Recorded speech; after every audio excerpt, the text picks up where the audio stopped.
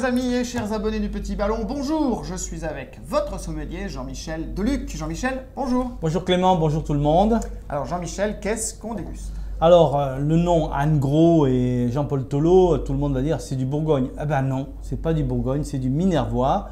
Parce que ces deux grands vignerons bourguignons sont allés s'aventurer et d'une belle manière, je dirais, dans le Languedoc et plus précisément sur l'appellation Minervois. Très bien, alors… Donc, soyez rassurés, vous ne serez pas sur du Pinot Noir, quoique le Pinot Noir peut être rassurant quand il est en Bourgogne plutôt, mais nous sommes plutôt Syrah Grenache sur cette cuvée. De l'eau de vie. De l'eau de vie. Alors, l'eau de vie, c'est rien à voir avec l'eau de vie, hein, c'est un jeu de mots un peu. Non, en fait, la vie, c'est un ruisseau qui passe dans le coin. Voilà, le rec d'Elvie, donc l'eau de vie. Très bien, alors on va se précipiter sur cette grosse bouteille, hein. C'est une bouteille large, on aime bien. Qui passe pas inaperçue, puisqu'on a une belle couleur éclatante. Avec une belle étiquette bien contrastée. Et ça, c'est un vin que j'ai aussi découvert dans un salon à Montpellier. Voilà, ça sert évidemment avec l'équipe achat. On se balade et c'est du travail à la recherche de vos futures pépites. Alors, eh ben, on va tout de suite, cette pépite, on va la regarder. Mais on va regarder sa robe, on ne va pas regarder que sa bouteille. Et on va tout de suite voir que donc Syrah Grenache, bon, il y a de la couleur. Donc, belle macération. On a certainement laissé macérer un petit peu les peaux pour avoir le maximum de couleur. Ça reste très jeune, hein, violet, très pourpre. violet, hein. Oui. Donc, pratiquement pas de signe d'évolution pour un vin qui a, bon, somme toute, 2 ans. 2 ans déjà. Et ben, on va passer au nez. Alors, par contre, quand on remue le vin dans le verre, on voit une certaine épaisseur, il y a du gras. Donc, ça peut provenir de sa générosité, mais ça peut provenir aussi des petits rendements. D'accord. Donc, on va passer au nez. Donc, on a cette finesse, alors je ne vais pas dire bourguignonne quand même, ce serait un peu trop, mais on a la finesse, on voit bien les gens qui ont l'habitude de la matière, qui travaillent la matière d'une manière la plus fine possible. Donc, c'est assez fruit noir, je dirais, fruit noir, assez étroit, alors ne soyez pas inquiets, il n'est pas très large, Voilà. Mais c'est plutôt bon signe, ça veut dire que c'est un vin qui va, avec quelques années, va s'ouvrir.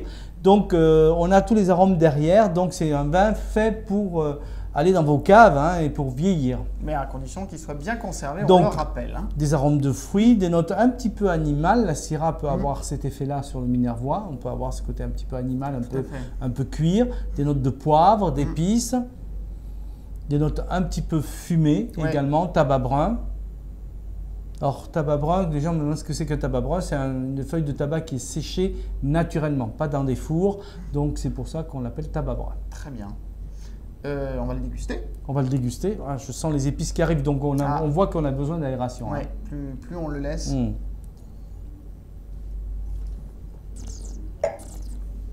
J'adore ce toucher. C'est fin, c'est velouté. Ça caresse. Oui, c'est un très joli mot. Ça caresse le palais. Voilà, et puis après, quand même, derrière, on a les petites notes poivrées, réglissées.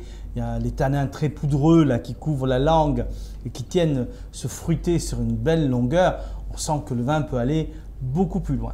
Tout à fait. Alors, déjà, avant d'aller plus loin, on va le servir quand et comment? Alors, si vous voulez le boire aujourd'hui, il n'y a pas de souci. Il suffit de le carafer 2 heures avant, quand même, dans une carafe un peu large.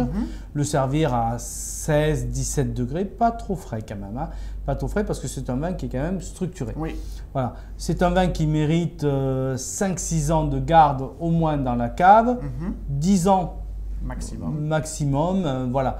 Pour les gens, ça, je pense que ça va évoluer d'une manière absolument formidable parce que tous les éléments de la recette pour vieillir sont là. Il y a du charnu, il y a du fruit, il y a des épices, il y a de la fraîcheur, il y a de l'alcool, bien évidemment, on a un vin qui a une certaine générosité et des tanins. Donc tout est là dans cette recette pour aller très loin dans la garde. Alors la recette du vin, on vient d'en parler, du coup on va le servir avec quelles autres recettes? Bon, alors on peut aller évidemment… Alors, on peut aller sur 2 cuisines. On peut aller la cuisine mijotée, les marinades, les sauces, etc. autour des viandes blanches ou des viandes rouges, etc. C'est un vin qui peut aussi être servi comme un grand Bourgogne, puisqu'on parlait de Bourgogne tout à l'heure, sur des beaux plats. On peut faire des coqs au vin, on peut faire du bœuf bourguignon, on peut faire du gibier ou une belle viande rôtie. Moi, personnellement, je vois bien, alors j'appelle ça le bœuf Wellington. Les Anglais l'appellent bien évidemment bœuf Napoléon. Enfin, voilà, c'est un bœuf, un filet de bœuf en croûte dans lequel on a mis à l'intérieur de la croûte des champignons, voire des truffes, avec une sauce péricourdine. Donc un grand plat. Et donc ce vin est au niveau d'une grande cuisine. Ouais. Très bien. Et avec des fromages? Oui, tous les fromages à pâte molle fleurie, et donc des fromages qui ont du goût. Très bien. Alors pour ce l'eau de vie, je n'arrive pas à le retenir. L'eau de vie de Anne Gros et Jean-Paul Tolo. Millésime 2016. Et nous sommes dans le Minervois. Bonne dégustation. Bonne dégustation.